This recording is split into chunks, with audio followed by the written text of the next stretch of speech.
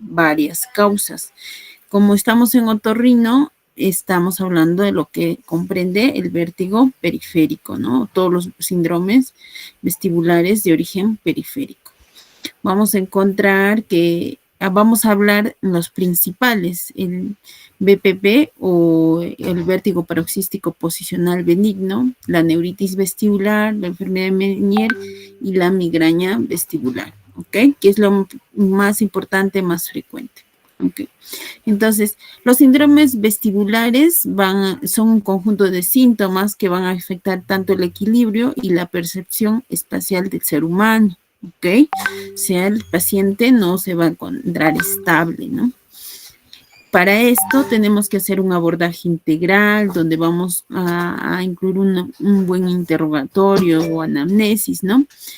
Para llegar a un buen diagnóstico y lo cual vamos a dirigir un tratamiento, ¿no? Y así mejorar o aliviar los síntomas por el que el paciente acude a la consulta, ¿ok? Entonces, acá todo es importante, ¿ok? Empezamos desde una muy buena anamnesis, un examen clínico, ¿no? Lo cual vamos a tener que precisar, detallar algunos signos, síntomas, antecedentes que el paciente pueda estar viniendo, ¿no? Y al evaluar hay que hacer un buen examen físico, clínico, ¿no? Y complementar con algunas pruebas, ¿ok? Para evaluar el sistema vestibular podemos ayudarnos a algunas pruebas como la electronistomografía, la resonancia magnética, pero estos son exámenes complementarios, ¿ok? O que van a complementar la presunción diagnóstica que estemos teniendo, ¿está bien? Entonces, pero primero tenemos que saber definir qué es cada síntoma o signo que vamos a encontrar en el paciente, ¿no? Primero, ¿qué es un vértigo, no? Es lo que estaba en la pregunta de su evaluación. Es la sensación o la ilusión de movimiento, ¿no? Más o menos es como el paciente dice, giro, ¿no? ¿Qué significado clínico va a tener? Hay una alteración a nivel del sistema vestibular periférico o central, ¿no? En ambos casos se puede presentar. El presíncope es la sensación inminente de caída, pérdida de conocimiento, ¿no? Esta puede estar relacionada a muchas causas, mayormente son de origen cardiovascular, ¿no? O por trastornos metabólicos, hipoxémicos, ¿no? Hipocapnia, hipoglicemia, ¿no?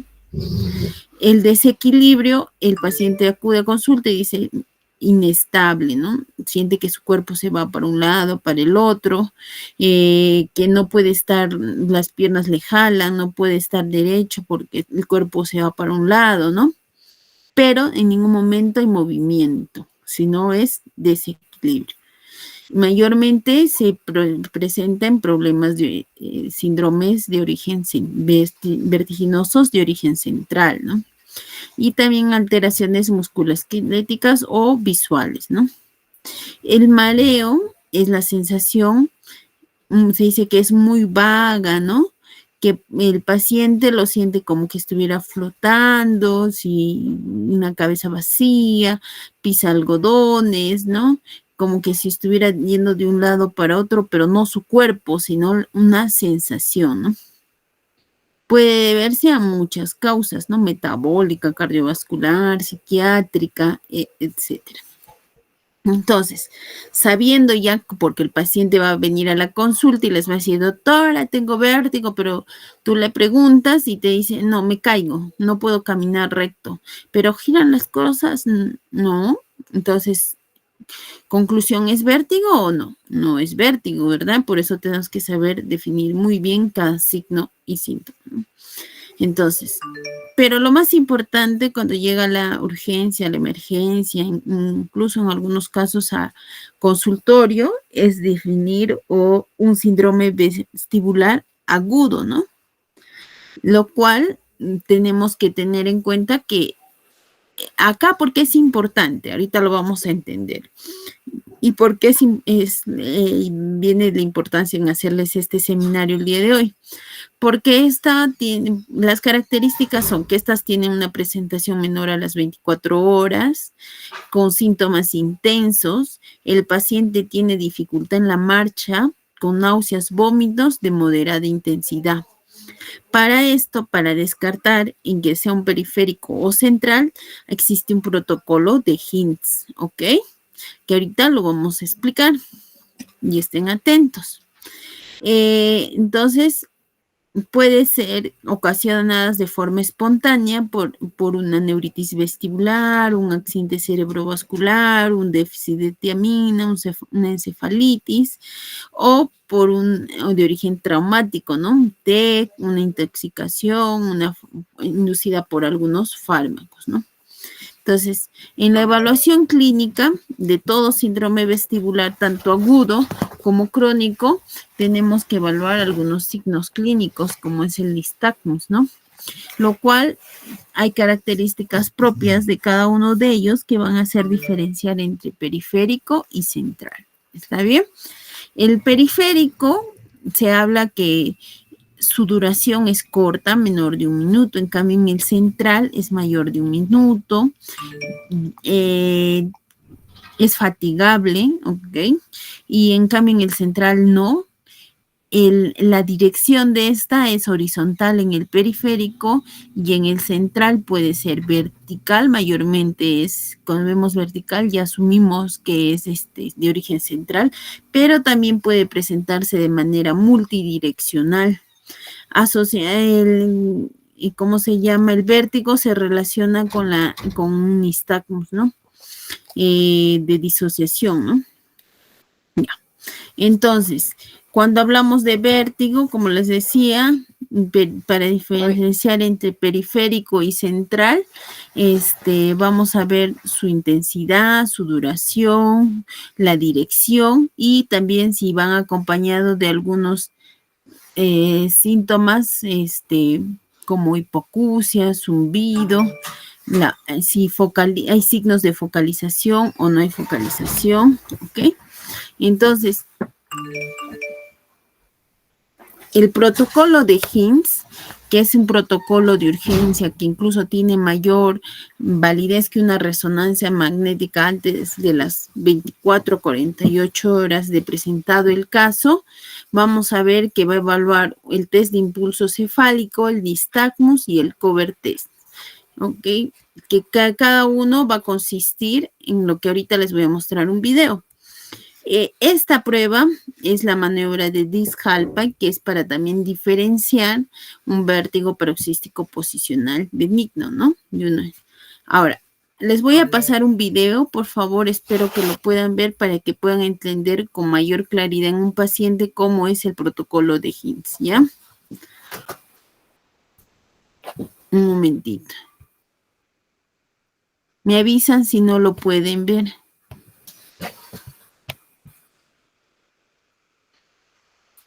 Ya.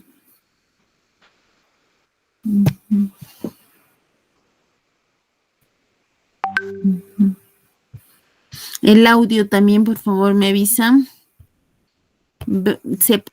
Hoy vamos a hablar sobre el Hintz.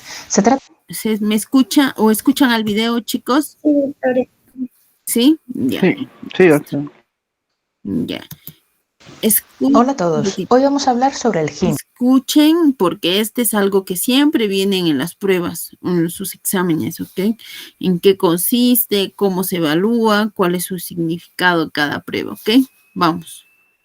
Se trata de una herramienta diagnóstica que nos puede ayudar a distinguir causas periféricas de infartos posteriores en pacientes con un cuadro de mareo o vértigo agudo.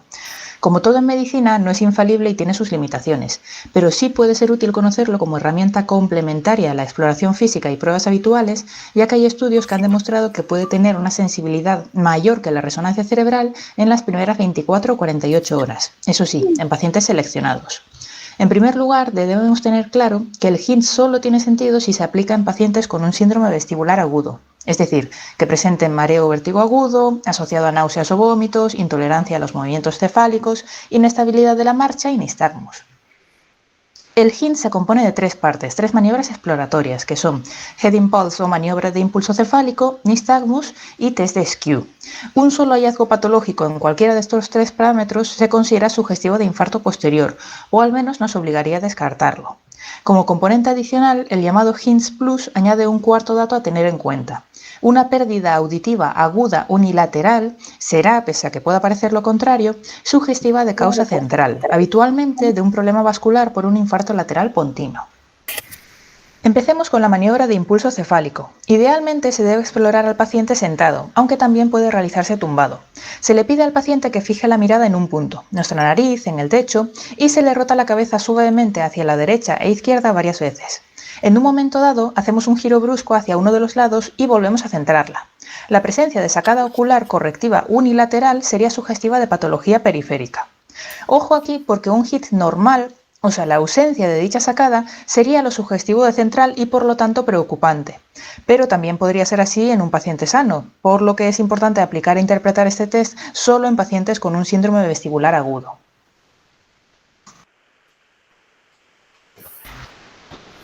Aquí tenemos un paciente con neuritis vestibular y por lo tanto con una sacada ocular correctiva en la maniobra de impulso cefálico. La sacada es un movimiento ocular para reposicionar el ojo hacia el punto que está mirando para lograr mantener la fijación. Cuando movemos rápidamente la cabeza del paciente hacia su izquierda, observamos la sacada correctiva, no así hacia el lado derecho. Otro ejemplo de paciente con sacada correctiva, en este caso derecho y por tanto con un vértigo de causa periférica. Este paciente presenta un nystagmus izquierdo. Al realizar la maniobra de impulso cefálico hacia el lado derecho, observamos la sacada ocular correctiva. Se trata de un hit anormal positivo y por tanto sugestivo de causa periférica. Tenemos a continuación otro ejemplo similar, sacada ocular correctiva al moverle la cabeza hacia la derecha.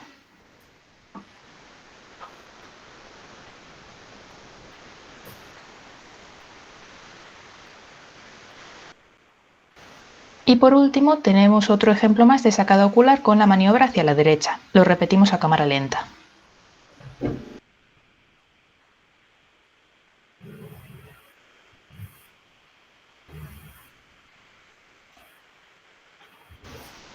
Pasemos al segundo punto del HINTS, el nystagmus. Se pide al paciente que desvíe la mirada primero hacia la derecha y luego hacia la izquierda, sin fijar la mirada a ser posible. Será sugestivo de causa central cualquier nistagmo vertical o bien horizontal bilateral. Recordemos que los nistagmus se definen por su componente rápido, es decir, bilateral no quiere decir que el paciente presente nistagmus tanto cuando desvía la mirada hacia la derecha como hacia la izquierda, sino que el componente rápido sea tanto hacia la derecha como hacia la izquierda, es decir, de dirección cambiante. Aquí tenemos un nistagmus patológico, bidireccional. Cuando el paciente mira hacia su derecha, el nistagmus es derecho. Pero cuando mira hacia su izquierda, la dirección cambia y se vuelve izquierdo. Se trata de un hallazgo poco sensible, no muchos pacientes con vértigo central lo presentan, pero muy específico. Aquí tenemos el ejemplo opuesto, un caso de vértigo de causa periférica derecha. Cuando el paciente mira hacia su izquierda, el nistagmus es izquierdo.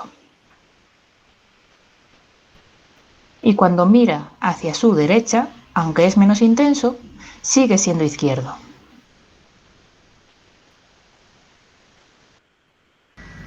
Por último tenemos el test de Skew. Se le pide al paciente que fije la mirada en un punto, le cubrimos un ojo durante un par de segundos y nos fijamos en ese ojo al descubrirlo. Se considerará positivo y sugestivo de causa central si observamos en dicho ojo un pequeño movimiento de recolocación, tanto si es unilateral como bilateral. Aquí podemos observar cómo al destapar el ojo derecho, este se desplaza levemente en dirección medial y en diagonal hacia arriba. En esta mujer, en cambio, al destapar el ojo izquierdo, vemos que tiene un pequeño desplazamiento lateral. En cualquiera de los dos casos, el diagnóstico final fue un infarto cerebeloso. Estos signos pueden terminar corrigiéndose después de varios intentos, por lo que es importante fijarse bien desde el principio. También tenemos la posibilidad de grabarlo en vídeo para revisarlo después. Sobre decir que los antecedentes del paciente, una anamnesis detallada, la exploración física completa, etc., son fundamentales y que esto se trata solo de una herramienta más a la hora de realizar el diagnóstico. Pero como podéis ver, y aunque la experiencia también es un factor importante, se trata de maniobras que se pueden realizar a pie de cama sin excesiva dificultad. Nada más por hoy y espero que os resulte útil. Un saludo. Listo.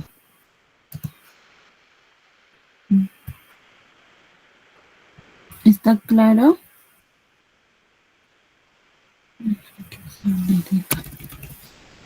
Mm. Ya.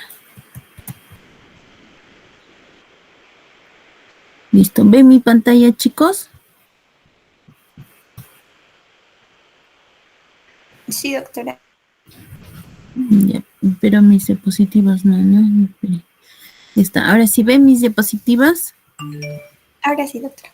Ya. Entonces ya hemos hablado, ¿no? ¿Qué es el HIMSS? Que sirve para ver, evaluar y diferenciar en un síndrome vestibular agudo, no en un crónico, ¿ya? Ni en una persona normal. Entonces, ya hemos visto que van a haber sacadas correctoras, el nistagmus va a ser agotable, ¿no? También puede ser en un, ¿cómo se llama? En un periférico, puede ser bidireccional, perdón, de corto tiempo, ¿no? O también no puede tener nistagmus. En la prueba de Skew, no va a haber mayor alineamiento de la mirada, ¿no? No va a haber una corrección, en cambio en el nivel central sí va a haber, o las de origen central van a haber sacadas correctoras ausentes, sí va a ser bidireccional, torsional, ¿no? Vertical, ¿no? Y aquí sí vamos a ver una sacada correctora desde el inicio, ¿no? Entonces, empezamos uno por uno, ¿ok? Entonces, la neuritis vestibular, que es una de los vértigos frecuentes a nivel del síndrome vestibular agudo periférico, se va a presentar con síntomas agudos y típicamente no van a ser asociados a signos neurológicos, ¿ya? Aquí es muy importante hacer el test de Hinds, ¿no? El vértigo aparece de forma brusca, de intensidad moderada a severa la mayoría de veces. Va a haber la sensación clara de vértigo, que es el giro, ¿no? Y en las primeras 24 horas es tan intenso que muchas veces ese día es invalidante para el paciente, ¿ya? Va a ir acompañado de náuseas, vómitos, sudoración, palpitaciones, ¿no? El paciente no puede ni pararse porque es tan intenso los síntomas que para en cama, ¿no? Y se recuesta sobre el lado sano, porque si gira para el lado, digamos, estamos hablando del oído izquierdo, mueve la cabeza para ahí, no necesariamente que mueva de manera brusca, los síntomas se intensifican, ¿no? Y puede haber un nistagmus espontáneo. ¿Ok? Hay que diferenciar la neuritis vestibular, por eso es importante el protocolo de Hinds, porque hay que diferenciarlo de un infarto cerebeloso, ¿no? O de un infarto del tronco encefálico, ¿no? Por eso es importante en este caso hacer esta prueba, ¿no? No va a ir asociado a hipoacusia, hiperacusia, acúfenos o tinnitus, sensación de presión a nivel óptico, ¿no? O taponamiento, o ni tampoco de signos de que harían entender que fuera de origen central, ¿no? Como les decía, hay que hacerle un diagnóstico diferencial con un infarto cerebeloso o de tronco encefálico, esclerosis múltiple y con algunas infecciones bacterianas a nivel del oído interno, como una laberintitis, una fístula, ¿no? Que pueden presentar. En este caso, lo que vamos a manejar como tratamiento son corticoides de vía oral, ¿no? Puede durar hasta un mes el tratamiento, dependiendo del grado. Gravol o dimenhidrinato, ¿no? Las primeras horas, e hidratación endovenosa y luego empezar con la rehabilitación vestibular. El otro vértigo que también es frecuente es el vértigo periférico paroxístico posicional benigno, ¿no? Esta es la más frecuente, esa es la respuesta de su, ¿cómo se llama? De su evaluación que hemos tenido. La causa específica, ahorita vamos a hablar, ¿no? Se puede ir asociada a veces, ¿no? como pre a una neuronitis vestibular, a una osteoporosis o déficit de vitamina D. Por eso es que mayormente se ven mujeres esto, ¿no? Entonces, acá hay una alteración en la movilización de los fragmentos de carbonato de calcio o los otolitus que van a estar presentes en los canales semicirculares, ¿no? Que cuando el paciente va a realizar movimientos con la cabeza, estas partículas también se van a mover y van a estar flotando, ¿no? Y no paran de estabilizarse, por lo cual el paciente presenta vértigo, ¿no?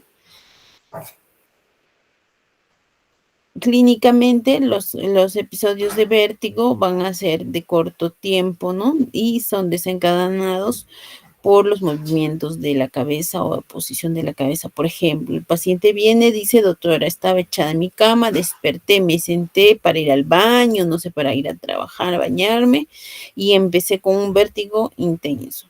Otro es, dice, doctora, ¿sabe qué? Yo llego a mi cama, estoy girando para un lado y empieza el vértigo.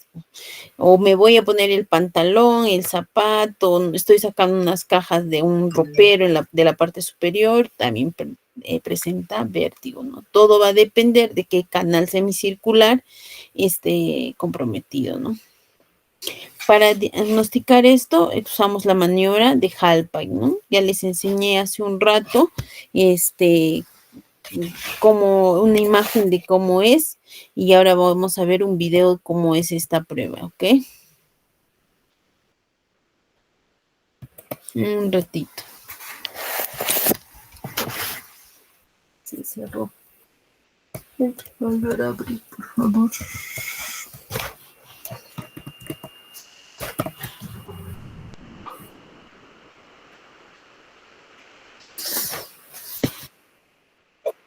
Ya está acá.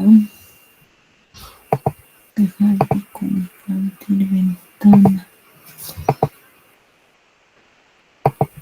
Ya, ahí está. A ver, me confirman que vean y el audio también. Chicos. Ya. Vamos hablando bien, ¿ok?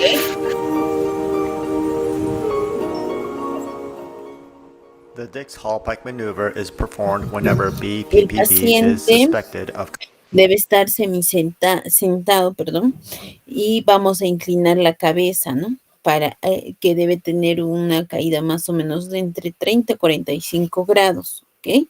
Se gira la de caída, pero giramos 45 grados dependiendo de qué canal, de qué lado, de qué oído queremos evaluar el canal semicircular, como ven ahí, y lo tumbamos al paciente, ¿ok? La cabeza está girando 45 grados. Hay una extensión entre 20 grados a 45, también se acerca. Y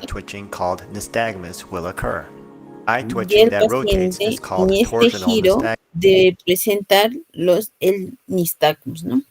Ahora, dependiendo de cómo vaya el nistagmus, vamos a hablar de qué canal semicircular está comprometido.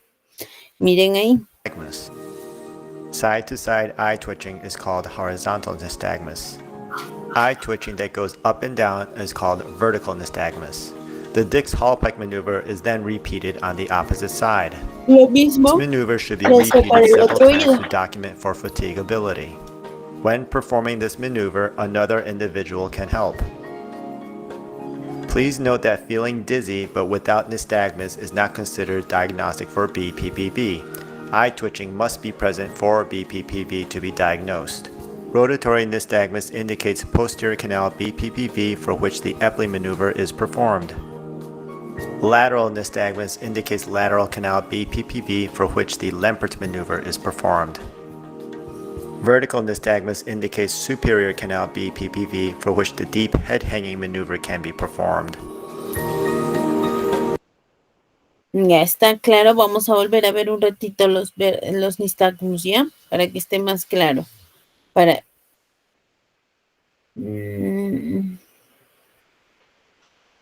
Cuando es miren acá cómo van los ojitos o el nystagmus para ver que está comprometido el canal semicircular posterior.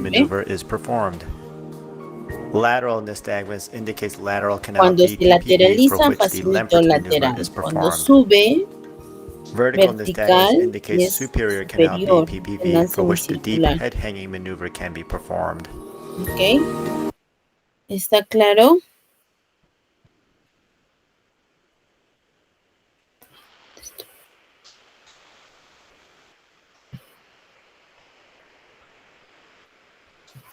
Sí, doctora. Vamos a seguir avanzando. ¿Ok?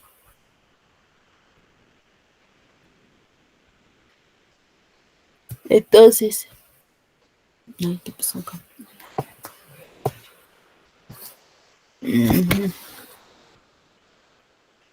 Ya. Entonces, la maniobra de Dix-Hallpike nos va a diagnosticar si estamos frente a un vértigo periférico paroxístico posicional benigno y qué lado, ¿no? De acuerdo al lado o al canal que esté comprometido, vamos a hacer las maniobras de reposición. Entonces, va a existir la maniobra de Epley, de Simon y la de Lemper. Vamos a ver uno por uno para cada canal, ¿ok? Esta es la maniobra de Epley. Ahí está.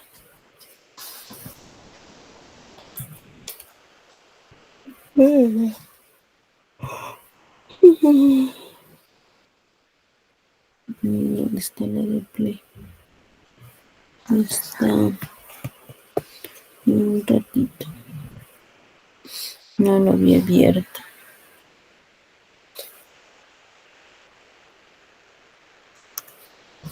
Listo.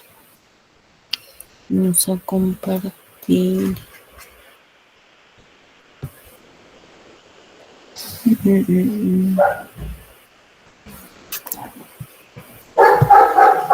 Ya.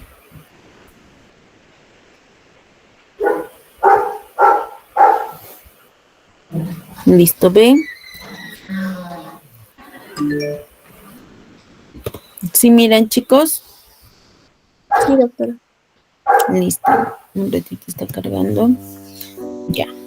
La de Epley sirve para reposicionar lo que es el canal semicircular posterior. Normally, only with head movement does fluid Miren within the cómo inner es. ear also move, informing the brain that a head turn occurred. However, should a crystal called an otolith gets displaced into the posterior canal of the inner ear, BPPV dizziness occurs. Fluid movement occurs due to the crystal rather than head turns, causing the brain to think movement has occurred even though none has happened. The Epley maneuver is performed to treat this posterior canal BPPV by trying to get the loose crystal out of the canal. This maneuver is started by turning the head 45 degrees and the body laid back such that the head is extended about 20 to 30 degrees. If BPPV is present, eye twitching called nystagmus will occur. After 30 to 60 seconds, the head is turned 90 degrees to the opposite side and held for another 30 to 60 seconds. The head is then further rotated another 90 degrees, accomplished by having the patient turn onto their side, which is then held for another 30 to 60 seconds. At this point, the head should be turned 45 degrees from the horizontal. When performing this maneuver, another individual can help with these position changes. The maneuver is then completed by having the patient sit up. So what's going on with these position changes? Essentially, the head is moved in such a way to manipulate the crystal to fall towards the canal opening. With each position change, it takes about 30 to 60 seconds for the crystal to settle into the most dependent position in the canal. If turns are made before the crystal has a chance to settle, the crystal may fall back the wrong way and the maneuver will fail. It's also important that the head positions are angled correctly or else the crystal will not settle to the correct position in the canal and the maneuver will fail. Also, if the position changes are done too slowly, the crystal may not settle quickly enough from lack of momentum and the maneuver will also fail. Once the crystal falls out of the canal, the dizziness should resolve if due to posterior canal BPPV. Listo. ¿Entendieron? Esta es una prueba que complementa a la prueba o al Dix-Hallpike, ¿ok? Un ratito, volvemos a las diapositivas.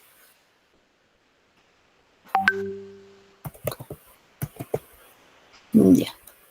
Entonces, la maniobra de Simon, que ahorita también vamos a ver. Aquí está.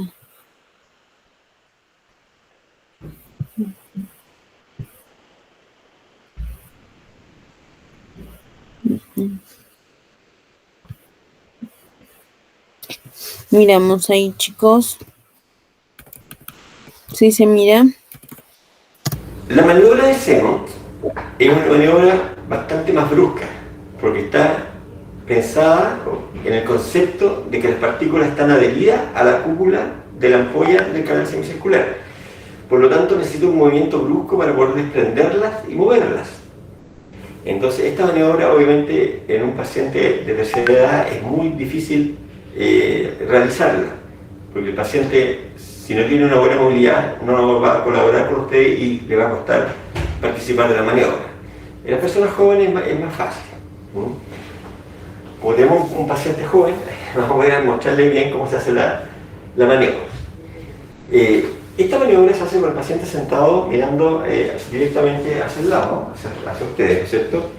Y lo que yo voy a hacer nuevamente, voy a elegir el oído que está comprometido. Ya veíamos que el oído derecho era el oído que él tenía el vértigo postural. Por lo tanto, el movimiento que voy a hacer, yo lo voy a acostar sobre su lado derecho, y siempre con las piernas colgando, o sea, bueno, con las piernas hacia el lado.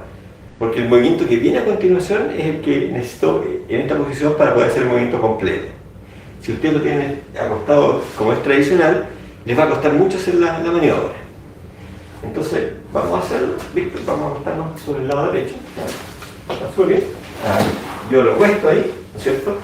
De nuevo, espero, habitualmente aquí se desencadena nuevamente, ¿no es cierto?, el vértigo.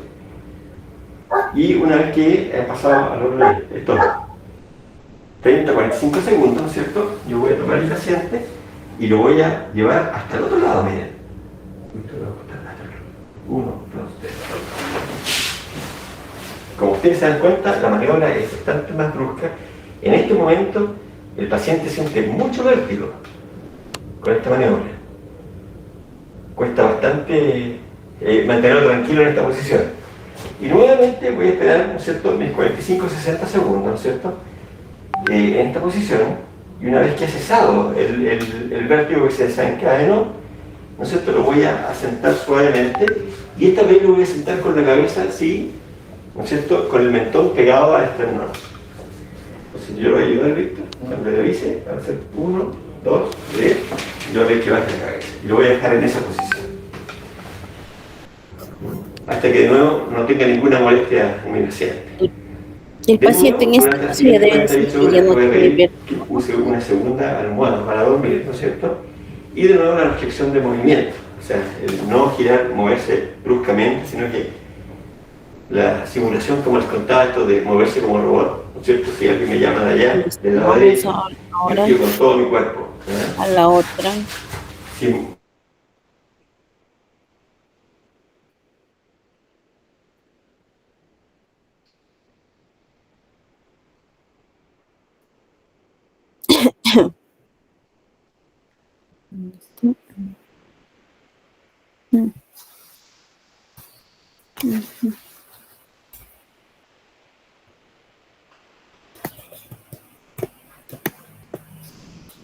Ya. Y la otra es la de Lempert, ¿ya? Que ahorita les voy a mostrar.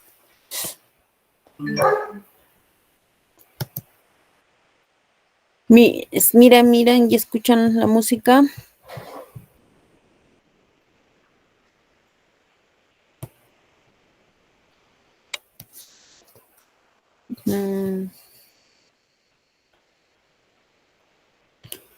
Maniobra del Lempert.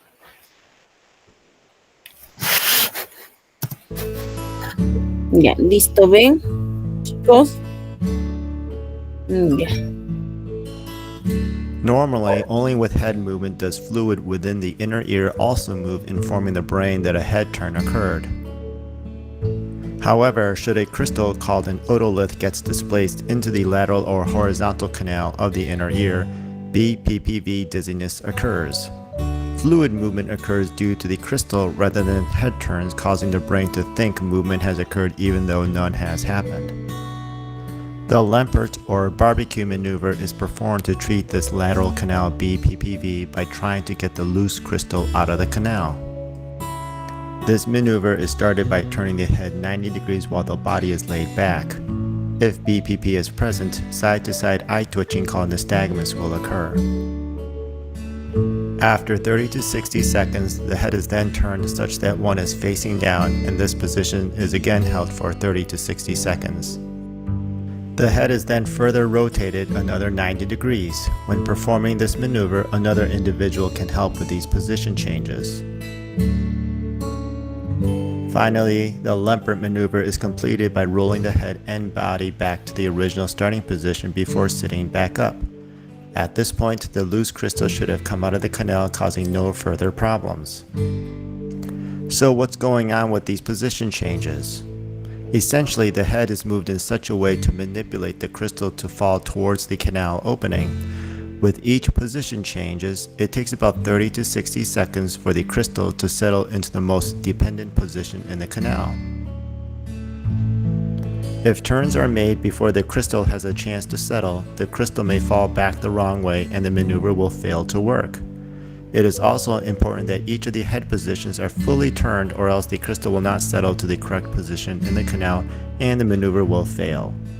Also, if the position changes are done too slowly, the crystal may not settle quickly enough from lack of momentum and the maneuver will fail. Once the crystal falls out of the canal, the dizziness should resolve if due to lateral canal BPPV.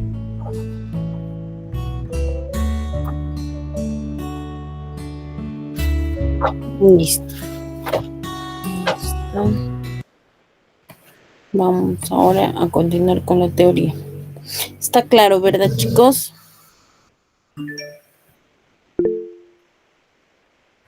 Angie, dime.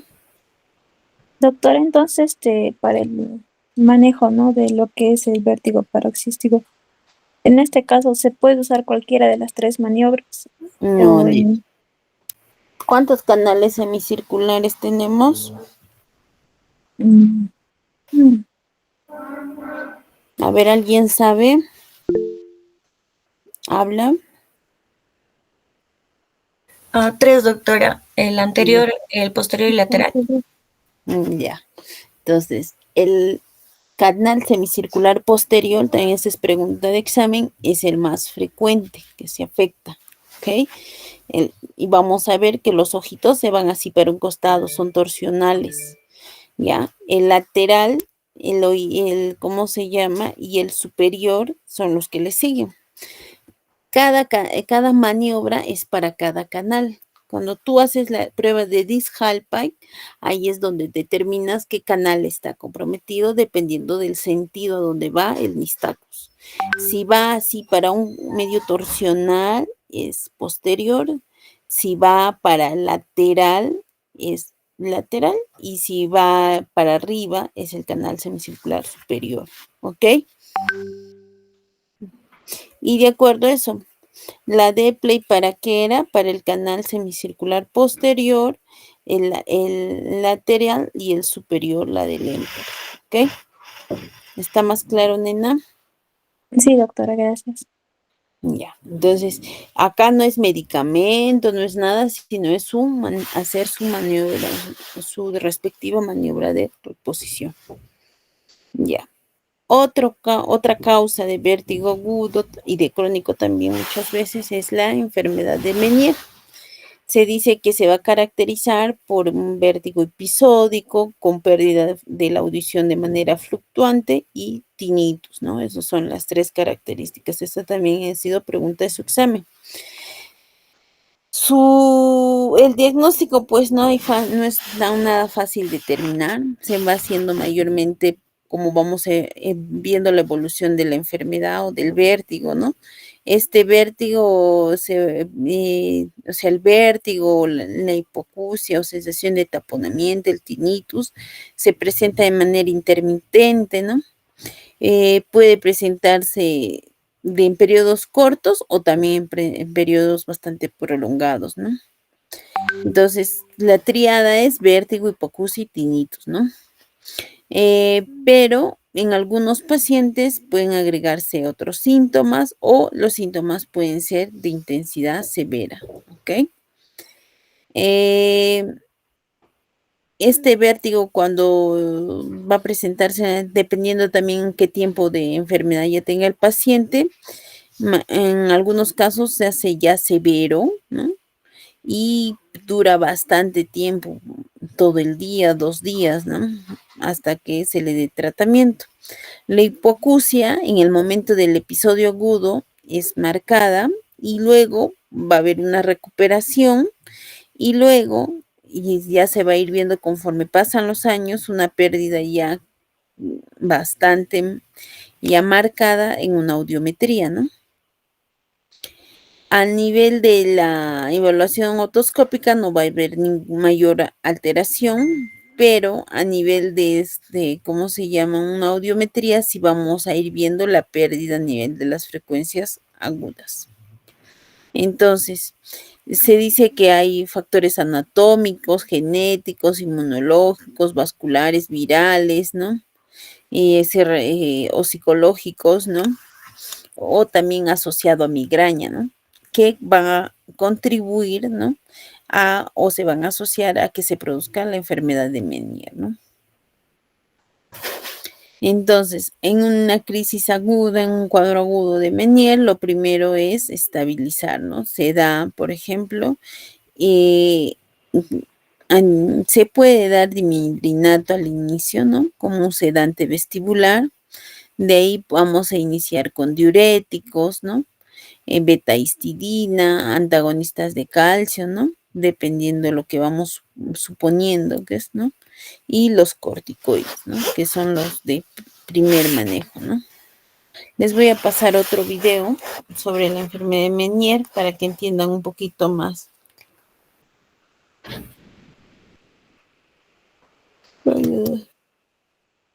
Esta es la enfermedad de Meniere.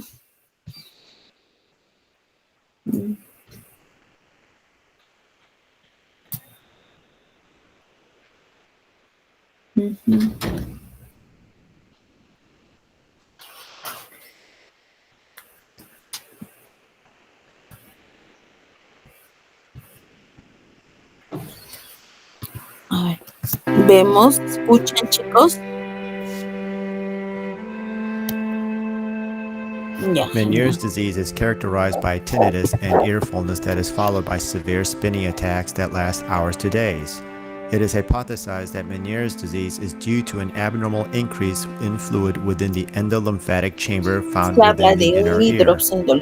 Here we have the endolymphatic chamber in green and the surrounding perilymphatic chamber in blue. The vestibular membrane separates the endolymphatic from the perilymphatic chambers. The fluid within each of these chambers are different and kept in a stable equilibrium. However, for unclear reasons, patients with Meniere's disease will start to suffer from excessive fluid buildup within the endolymphatic chamber, causing the vestibular membrane to start stretching. When this happens, symptoms of ear fullness and tinnitus occur. Should enough fluid fill the endolymphatic chamber, the vestibular membrane will eventually rupture, causing the fluids between the chambers to mix, resulting in symptoms of spinning dizziness, also known as vertigo. Over hours to days, the vestibular membrane will slowly heal back together, and the fluid within the endolymphatic and perilymphatic chambers will convert back to normal, resulting in restoration of normal hearing and balance. In order to prevent fluid from building up in the endolymphatic chamber, patients are often instructed to avoid salt, caffeine, and alcohol. Diuretics may even be prescribed in order to help prevent fluid buildup. Should medical management fail, surgical intervention can be performed. With endolymphatic sac decompression surgery, the bone around the endolymphatic sac is removed and a shunt placed to physically drain fluid out of the endolymphatic sac to prevent excessive fluid buildup.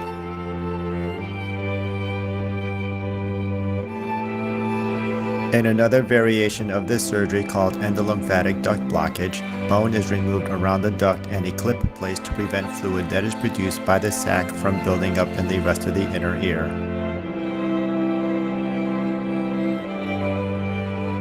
Finally, if vertigo is still not well controlled, the nerve going to the inner ear balance system can be cut surgically. Alternatively, special drugs can Cuando be es muy injected into the inner incapacitante ear el to chemically vértigo, se destroy puede the hacer balance esas system. cirugías, ¿no? يعني دي روبريتشي.